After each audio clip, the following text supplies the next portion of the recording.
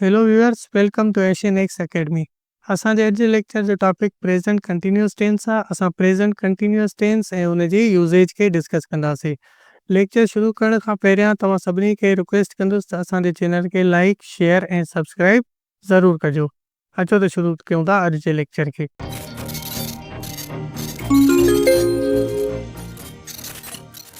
सभ खां पहिरियां असां हिन टेंस जो इंट्रोडक्शन था ॾिसूं। हाणे इंट्रोडक्शन में पहिरीं ॻाल्हि इहा त हिन टेंस खे प्रेज़ेंट प्रोग्रेसिव टेंस बि चयो वेंदो आहे। जेको प्रोग्रेसिव वर्ड आहे इहो मोस्टली अमेरिकन इंग्लिश में घणो इस्तेमालु थींदो आहे, ठीकु। ऐं प्रेज़ेंट कंटिन्यूअस जेको आहे उहो ब्रिटिशर्स घणो इस्तेमालु कंदा आहिनि। हाणे डेफिनेशन खे असां जेकॾहिं ॾिसूं त डेफिनेशन में आहे, it expresses an action that is currently in progress और अ टेम्पररी एक्शन।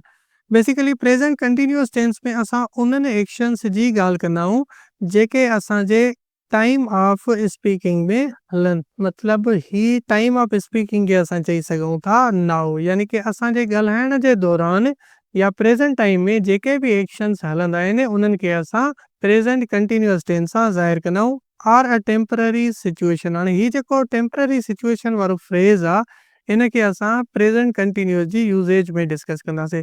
त बेसिकली प्रेज़ेंट कंटिन्यूअस टेंस हिकिड़ो अहिड़ो टेंस आहे जंहिंमें असां ॻाल्हाइण जे दौरान जेके एक्शन्स थी रहिया आहिनि उन्हनि खे ज़ाहिर कंदा आहियूं। हाणे हिन जे फॉर्मेशन में असां जेकॾहिं अचूं त हिन जा जेके हेल्पिंग वर्ब्स आहिनि उहे असांजा इज़, एम ऐं आर आहिनि, ठीकु आहे। हाणे हिन खे असां बी वर्ब बि चवंदासीं। हाणे एम जेको आहे असांजो सिर्फ़ु ऐं सिर्फ़ु इस्तेमालु थींदो आहे आए सां। आर जेको इस्तेमालु असांजो थींदो उहो वी सां, यू सां, दे सां ऐं उन खां अलावा जेके बि असांजा प्लूरल नेम्स आहिनि उन्हनि में असां आर इस्तेमालु कंदासीं। ऐं इज़ जेको असांजो इस्तेमालु थींदो आहे उहो इस्तेमालु थींदो ही, शी, इट ऐं कोई बि सिंगुलर नेम, त ही उन जा हेल्पिंग वर्ब्स आहिनि। उन खां अलावा जेकॾहिं असां मेन वर्ब जी ॻाल्हि कयूं त हिन जे मेन वर्ब में असां प्रेज़ेंट पार्टिसिपल लॻाईंदा आहियूं। तव्हां हिन खे फोर्थ फॉर्म बि चई सघो था या काफ़ी स्टूडेंट्स या टीचर्स हिन खे इंग फॉर्म बि चवंदा आहिनि। तव्हां इंग फॉर्म चओ, फोर्थ फॉर्म चओ या प्रेज़ेंट पार्टिसिपल चओ, ॻाल्हि साॻी आहे। ऐं हिन जे एम्फेटिक में जेको आहे असां रियली इस्तेमालु कंदा आहियूं। प्रेज़ेंट कंटिन्यूअस जी जेकॾहिं असां स्ट्रक्चर खे ॾिसूं त उन में सभ खां पहिरियां असांजा अफर्मेटिव सेंटेंसिस अची था वञनि। हाणे अफर्मेटिव सेंटेंस में छा आहे, पहिरियां सब्जेक्ट, सब्जेक्ट खां पोइ हेल्पिंग वर्ब। हाणे हिते टू बी लिखियलु आहे, टू बी मां मुराद असांजा जीअं डिस्कस कयासीं इज़, एम ऐं आर। पोइ ॾिसंदासीं त जेको सब्जेक्ट आहे उन मुताबिक़ हेल्पिंग वर्ब इस्तेमालु थींदो। हेल्पिंग वर्ब खां बाद में असां मेन वर्ब ऐं उन जो इंग फॉर्म, सिंपली जेके असां ईअं चऊं असां इंग फॉर्म ऑफ द वर्ब इस्तेमालु कंदासीं। ऐं उन खां बाद में लिखियलु आहे रेस्ट ऑफ द सेंटेंस। हाणे रेस्ट ऑफ द सेंटेंस मां मुराद ऑब्जेक्ट थी सघे थो, ऑब्जेक्ट खां अलावा असांजो कॉम्प्लीमेंट थी सघे थो, उन खां अलावा असांजो एडवर्ब थी सघे थो। इन्हनि टिनी शयुनि मां का हिकिड़ी शइ थी सघे थी, का ॿ शयूं थी सघनि थियूं, टे या वरी कुझु बि न हुजे। हाणे इहो डिपेंड थो करे त असां जेको आहे मेन वर्ब कहिड़ो इस्तेमालु कयो आहे। इन शइ खे असां डिस्कस कयो होसीं लास्ट लेक्चर में। हाणे सेंटेंस जेकॾहिं ॾिसूं चए थो they are playing cricket in the park. हाणे सब्जेक्ट असांजो थी वियो दे पाण सां गॾु हेल्पिंग वर्ब कहिड़ो खयो आहे, आर खयो अथई। असां मेन वर्ब हुन जो इंग फॉर्म ॾिनो आहे दे आर प्लेइंग वॉट। हाणे उहे छा खेॾी रहिया आहिनि, उहे क्रिकेट खेॾी रहिया आहिनि, त क्रिकेट असांजो थी वियो ऑब्जेक्ट। अच्छा, किथे खेॾी रहिया आहिनि, इन द पार्क, पार्क में, त ही पार्क जेको आहे थी वियो एडवर्ब ऑफ प्लेस। उन खां बाद में जेकॾहिं असां सेंटेंस ॾिसूं चए थो I am watching the movie now. हाणे सब्जेक्ट थी वियो आई पाण सां हेल्पिंग वर्ब एम खयो। उन खां बाद में ॾिसो वॉचिंग जेको आहे असांजो main verb. I am watching what, मां छा ॾिसी रहियो आहे, मूवी। मूवी असांजो थी वियो ऑब्जेक्ट। कॾहिं मूवी ॾिसी रहियो आहे, नाउ। नाउ असांजो थी वेंदो एडवर्ब ऑफ टाइम। हाणे जेकॾहिं नेगेटिव सेंटेंस खे ॾिसूं त सब्जेक्ट असांजो थी वियो, सब्जेक्ट खां पोइ हेल्पिंग वर्ब, हेल्पिंग वर्ब खां बाद में असां ॾींदा आहियूं नॉट, उन खां बाद में मेन वर्ब। यानी कि जेको नॉट इस्तेमालु कयो वेंदो आहे उहो हेल्पिंग वर्ब ऐं मेन वर्ब जे विच में इस्तेमालु कयो वेंदो आहे। ऐं साॻियो ई पोइ रेस्ट ऑफ द सेंटेंस। हाणे ॾिसो I am not going to school today. हाणे सेंटेंस में subject, subject helping verb, not going adverb of place, school ऐं टुडे एडवर्ब ऑफ टाइम। उन खां अलावा ॾिसो they are not working on the project. असांजो जेको आहे सेंटेंस नेगेटिव आहे, असां हेल्पिंग वर्ब ऐं मेन वर्ब जे विच में नॉट लॻायो आहे। उन खां बाद में इंटरोगेटिव सेंटेंसिस खे असां ॾिसूं था। हाणे इंटरोगेटिव सेंटेंस में असांजो स्ट्रक्चर थी वेंदो, पहिरियां असां हेल्पिंग वर्ब ॾींदासीं, हेल्पिंग वर्ब खां बाद में सब्जेक्ट, सब्जेक्ट खां बाद में मेन वर्ब ऐं उन खां पोइ रेस्ट ऑफ द सेंटेंस, यानी कि जेको बि सेंटेंस जो स्ट्रक्चर हुजे, ऑब्जेक्ट, एडवर्ब वग़ैरह। हाणे असां एग्जांपल खे था ॾिसूं। हाणे पहिरियों एग्जांपल आहे आर यू वॉचिंग टीवी। हाणे हाणे आर जेको असांजो थी वियो हेल्पिंग वर्ब खां बाद में सब्जेक्ट खां बाद में मेन वर्ब ऐं टीवी असांजो थी वियो ऑब्जेक्ट। साॻे ई तौर ही सेंटेंस बि लिखियल आहे is he coming to class. हाणे हिन में अगरि असां WH वर्ड एड करणु चाहियूं त उहो WH वर्ड जेको आहे हेल्पिंग वर्ब खां पहिरियां थींदो। हाणे हिन सेंटेंस खे जेकॾहिं इन स्ट्रक्चर में इस्तेमाल कजे त थींदो suppose when is he coming to class, हू कॾहिं क्लास में अची रहियो आहे। हेल्पिंग वर्ब जेको आहे असां उहो बाद में एड कयोसीं, पहिरियां असां हिते WH वर्ड एड कयोसीं, helping verb subject main verb etcetera. त इंटरोगेटिव सेंटेंस जो स्ट्रक्चर कुझु इन तरीक़े सां थींदो आहे। स्ट्रक्चर खां बाद में असां यूसेज ते था अचूं त असां प्रेजेंट कंटिन्यूअस टेंस खे किथे किथे इस्तेमाल करे सघूं था। सभ खां पहिरियों यूसेज जेको आहे उहो तो चए एक्शन हैपनिंग राइट नाउ, मतलब ॻाल्हाइण जे दौरान जेके भी एक्शंस थी रहिया हुजनि उनखे असां ज़ाहिर कंदा आहियूं प्रेजेंट कंटिन्यूअस सां। हाणे हिते डिस्क्रिप्शन में भी ईअं लिखियल आहे something at the moment of speaking, यानी कोई भी एक्शन जेको ॻाल्हाइण जे दौरान थी रहियो हुजे इनखे कुझु किताबनि में वरी चवंदा आहिनि एक्शन हैपनिंग नाउ। जेको हाणे मौजूदा वक़्त में कोई भी एक्शन थी रहियो हुजे उनखे असां प्रेजेंट कंटिन्यूअस सां ज़ाहिर कंदा आहियूं। एग्जांपल ॾिसो, she is talking to her friend, हूअ पंहिंजे फ्रेंड सां ॻाल्हाए रही आहे। कॾहिं ॻाल्हाए रही आहे? हाणे ॻाल्हाए रही आहे, मौजूदा टाइम में। त असां हीअं लिखियोसीं। ॿियो सेंटेंस ॾिसो, चए थो the baby is crying, baby रोई रहियो आहे। कॾहिं रोई रहियो आहे? असांजे ॻाल्हाइण जे दौरान रोई रहियो आहे, यानी कि जंहिं वक़्तु असां ॻाल्हाए रहिया आहियूं उन टाइम में ही एक्शन थी रहियो आहे। सेकंड यूसेज ॾिसूं त चए थो प्रेजेंट कंटिन्यूअस टेंस जेको आहे उहो टेम्पररी एक्शंस लाइ भी इस्तेमाल थींदो आहे। हाणे टेम्पररी एक्शंस मां मुराद कॾहिं कॾहिं उहे एक्शंस जिन जे बारे में ॻाल्हायो वञे, हाणे ज़रूरी न आहे त उहे ॻाल्हाइण जे दौरान ई थी रहिया हुजनि, पर उहे साइड में एक्शंस थींदा हुजनि। हाणे हिते ॾिसो on going but not permanent actions, मतलब जेके असांजी रूटीन में उहो कम साइड खां हलंदो हुजे। हाणे लेट्स से कोई भी बंदो आहे उहो पियानो सिखे थो, हाणे जेकॾहिं हुन जा फ्रेंड्स उन खां पुछनि था त तव्हां अॼुकल्ह छा करे रहिया आहियो, what are you doing nowadays, त हू थो चए आई एम लर्निंग पियानो, या असां लिखियो आहे हिते ही इज लर्निंग पियानो। हाणे जंहिं टाइम असां ॻाल्हाए रहिया आहियूं हाणे ज़रूरी आहे त उन ई टाइम हू पियानो सिखंदो हुजे या हलाईंदो हुजे, इहो ज़रूरी न आहे। मतलब उन जे रूटीन में उन जे साइड में इहो एक्शन हली रहियो आहे। या ॿियो सेंटेंस ॾिसो जेको लिखियल आहे I am staying with my aunt this week, या वरी जेकॾहिं असां लिखूं I am reading Shakespeare nowadays, अॼुकल्ह मां शेक्सपियर खे पढ़ी रहियो आहियां। हाणे जंहिं टाइम मां इहा ॻाल्हि कई त मां अॼुकल्ह शेक्सपियर खे पढ़ी रहियो आहियां, छा ज़रूरी आहे उन ई टाइम मां पढ़ंदो हुजां उनखे? नो, ज़रूरी न आहे, पर इहो एक्शन जेको आहे साइड खां हलंदो थो हुजे। त प्रेजेंट कंटिन्यूअस टेंस न सिर्फ उन्हनि एक्शंस लाइ इस्तेमाल थींदो आहे जेके असांजे ॻाल्हाइण जे दौरान थी रहिया हुजनि, पर उहे एक्शंस जेके असांजे साइड खां थी रहिया हुजनि, जेके असांजे रूटीन में हुजनि, उन्हनि जे लाइ बि असां प्रेजेंट कंटिन्यूअस एक्शन या प्रेजेंट कंटिन्यूअस टेंस इस्तेमाल करे सघूं था, जंहिंखे असां टेम्पररी एक्शंस जो नालो ॾिनो आहे। प्रेजेंट कंटिन्यूअस जो जेको थर्ड यूज़ आहे उहो थो चए फ्यूचर प्लान्स आर अरेंजमेंट। हीअ इंपॉर्टेंट शइ आहे, मतलब फ्यूचर में अगरि काई भी शइ डिसाइडेड थियल आहे त उन लाइ बि असां प्रेजेंट कंटिन्यूअस जो इस्तेमाल करे सघूं था। हाणे जेकॾहिं असां हिन से हिकिड़ो सेंटेंस था खणूं, असां था चऊं my uncle will come tomorrow, मुंहिंजो अंकल सुभाणे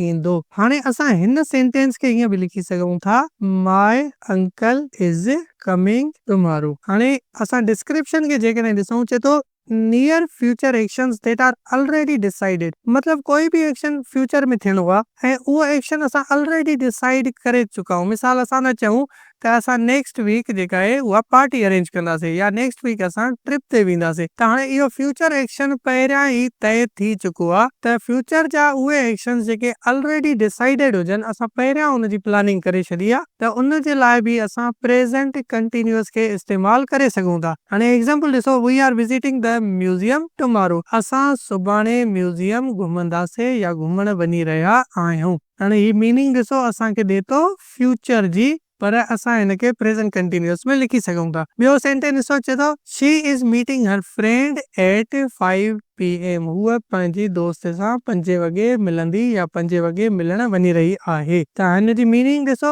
फ्यूचर जी आहे, पर असां हिनखे प्रेजेंट कंटिन्यूअस में इस्तेमाल कयो आहे। चौथो यूज़ ॾिसो त चए थो जेको प्रेजेंट कंटिन्यूअस आहे उहो असां चेंजिंग और डेवलपिंग सिचुएशन लाइ इस्तेमाल कंदा आहियूं। हाणे काई भी सिचुएशन जेका डेली अपडेट थिए थी, जेका डेली चेंज थिए थी या डेवलप थिए थी, उन जे लाइ बि प्रेजेंट कंटिन्यूअस खे इस्तेमाल करे सघिजे थो। डिस्क्रिप्शन ॾिसो, the things that are evolving right now, मतलब उहे शयूं जेके चेंज थींदियूं हुजनि। एग्जांपल ॾिसो, the climate is getting warmer.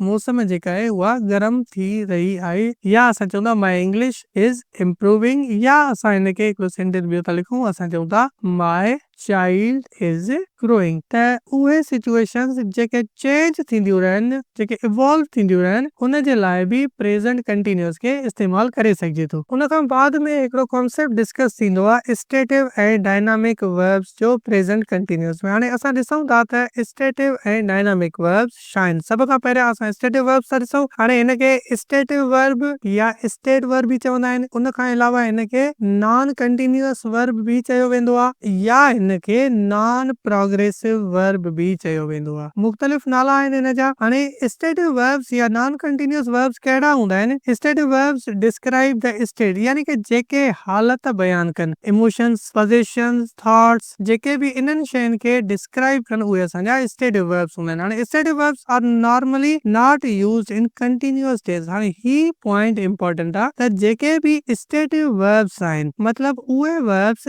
जेके असां फील कंदा आहियूं, जिन जो कोई भी फिजिकल एग्जिस्टेंस न हूंदो आहे, उन्हनि खे असां कॾहिं भी कंटिन्यूअस टेंस में इस्तेमाल न कंदा आहियूं। उहे हमेशा इस्तेमाल थींदा आहिनि सिंपल टेंसेस में। हाणे जॾहिं सिंपल टेंसेस जी असां ॻाल्हि कईसीं त present simple tense, past simple tense ऐं फ्यूचर सिंपल टेंस। हाणे एग्जांपल ॾिसो, आई नो हिम, मां हुनखे ॼाणींदो आहियां। हाणे इहा हिकिड़ी फीलिंग आहे। असां कॾहिं बि हिनखे ईअं न चवंदासीं आई एम नोइंग हिम। हाणे नोइंग ग़लति थी वियो, ठीकु, असां हिनखे इन तरीक़े सां इस्तेमाल न कंदासीं। या लिखियल आहे ही लाइक्स टी, हू चांहि पसंदि कंदो आहे। ही कॾहिं बि ईअं न थींदो he is liking T, liking कॾहिं बि न थींदो। साॻे तरीक़े सां वर्ब आहे असांजो लव। हाणे लव बि जेको आहे स्टेटिव वर्ब आहे। असां कॾहिं बि हिनखे लविंग न पढ़ंदासीं। ओके, हाणे कुझु कॉमन जेके स्टेटिव वर्ब्स आहिनि उन्हनि में असांजो नो थी वियो, बिलीव थी वियो, लव थी वियो, ओन थी वियो, अंडरस्टैंड थी वियो, सीम थी वियो, या वरी लुक थी वियो, या वरी हैव, हैज़ थी वियो, ऐं इन्हनि जो जेको पास्ट फॉर्म आहे हेड थी वियो। हाणे इहे जेके बि वर्ब्स आहिनि उहे स्टेटिव वर्ब्स आहिनि। हाणे स्टेटिव वर्ब्स छा आहिनि? अहिड़ा वर्ब्स जेके स्टेट यानी कि हालत खे बयान करे। असां स्टेटिव वर्ब्स के कॾहिं भी कंटिन्यूअस फॉर्म में इस्तेमाल न कंदा आहियूं। स्टेटिव वर्ब खां बाद में जेको असांजो टॉपिक आहे उहो डायनामिक वर्ब आहे। डायनामिक वर्ब खे एक्शन वर्ब भी चयो वेंदो आहे। एक्शन वर्ब खां अलावा हिनखे कंटिन्यूअस वर्ब भी चयो वेंदो आहे, या वरी असां हिनखे प्रोग्रेसिव वर्ब भी चवंदा आहियूं। हाणे डायनामिक वर्ब्स छा आहिनि? चलो, a dynamic verb shows an action. कोई भी डायनामिक वर्ब जेको आहे असां हुनखे तॾहिं डायनामिक चवंदासीं जॾहिं उहो कोई भी एक्शन ॾेखारे दैट इज इन प्रोग्रेस, हलंदड़ हुजे, थी चुको हुजे, or can change over time. Change over time मतलब हू स्टार्ट थे प्रोसेस में हुजे या वरी एंड थे। मिसाल असां चऊं था he is writing a letter, या वरी हिनखे असां चवंदासीं ही रोट अ लेटर, या वरी असां चवंदासीं he has written a letter. हाणे हिन सेंटेंस खे ॾिसो, जेकॾहिं हिन में एक्शन प्रोसेस में आहे, हिन में एक्शन ख़तम मतलब पास्ट में थियो, ऐं ही पास्ट में थियो ऐं प्रेजेंट में ख़तम थी चुको आहे। त इहो हिकिड़ो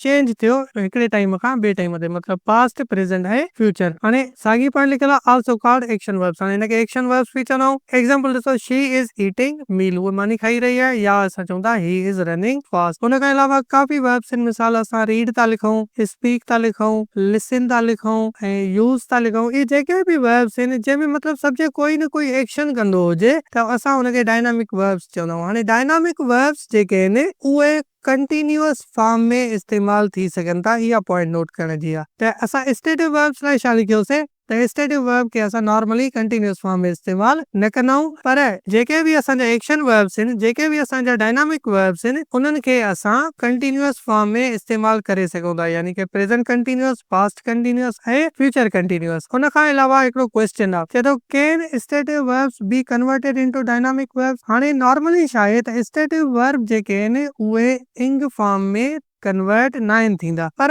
सवाल इहो आहे त छा उहे थी सघनि था? हाणे असां हिते लिखंदासीं डिपेंड ऑन कंडीशन। हाणे कंडीशन ते डिपेंड थो करे, या वरी हिन जो आंसर लिखंदासीं यस उहे थी सघनि था, पर पोइ उन्हनि जी मीनिंग चेंज थी वेंदी। मिसाल असां जुमिलो था लिखूं, यू लुक हैप्पी, तव्हां ख़ुशि नज़र अचो था। हाणे मां सम्झां थो या मूंखे महसूस थो थिए त तव्हां ख़ुशि था नज़र अचो। हाणे ही जेको लुक आहे इहो असांजो हिते थी वियो स्टेटिव वर्ब। पर हाणे अगरि हिन सेंटेंस खे असां डायनामिक में चेंज कयूं त मिसाल असां लिखंदासीं he is looking for a job. हाणे इते लुक जी माना थी वेंदी सर्च। हाणे नॉर्मली असां पढ़ियोसीं त जेके स्टेटिव वर्ब्स आहिनि असां उनखे इंग फॉर्म में चेंज नथा करे सघूं, पर स्टेटिव वर्ब जेकॾहिं इंग फॉर्म में इस्तेमाल थींदो त उनजी मीनिंग चेंज थी वेंदी आहे। हाणे ॿियो एग्जांपल असां ॾिसूं था, आई हैव अ कार। हाणे हिते हैव वर्ड मीन्स ओन, हिते ओनरशिप थो ॾेखारे। हाणे ओन जेको वर्ब आहे उहो असांजो स्टेटिव वर्ब आहे, पर हाणे जेकॾहिं हिन हैव खे इंग फॉर्म में इस्तेमाल कयूं असां त चऊं I am having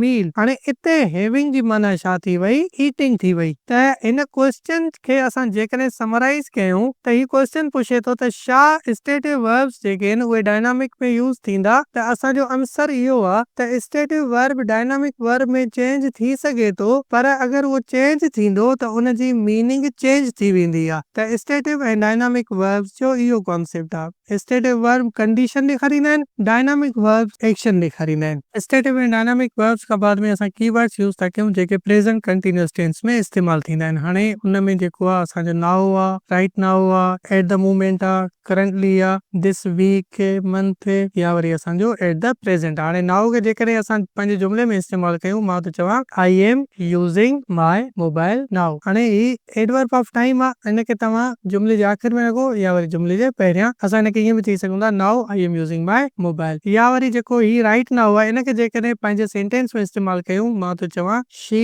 is working on a report right now. अहिड़े तरीक़े सां हिनखे पंहिंजे जुमले में असां इस्तेमाल करे सघूं था। या वरी एट द मूवमेंट आहे, एट द मूवमेंट खे असां लिखूं था for example they are discussing A important matter at the movement. अहिड़े तरीक़े सां ही जेके बि कीवर्ड्स आहिनि तव्हां हिनखे प्रेज़ेंट कंटीन्यूअस में इस्तेमाल करे सघो। हाणे असां जेके रहिया आहिनि करंटली आहे, दिस वीक या दिस मंथ आहे या एट प्रेज़ेंट आहे, तव्हां हिन ते कोई बि सेंटेंस ठाहे सघो था या तव्हां इन ते सेंटेंस ठाहे कमेंट सेक्शन में लिखी सघो था। असां चेक करे तव्हांखे फीडबैक ज़रूर ॾींदासीं। इहो हुयो असांजो अॼु जो लेक्चर जंहिंमें असां प्रेज़ेंट कंटीन्यूअस टेंस ऐं उनजे यूज़ेस खे डिस्कस कयोसीं। नेक्स्ट लेक्चर में इंशाल्लाह असां पास्ट कंटीन्यूअस ऐं उनजे यूज़ेस खे डिस्कस कंदासीं। Thank you for watching. अल्लाह हाफ़िज़।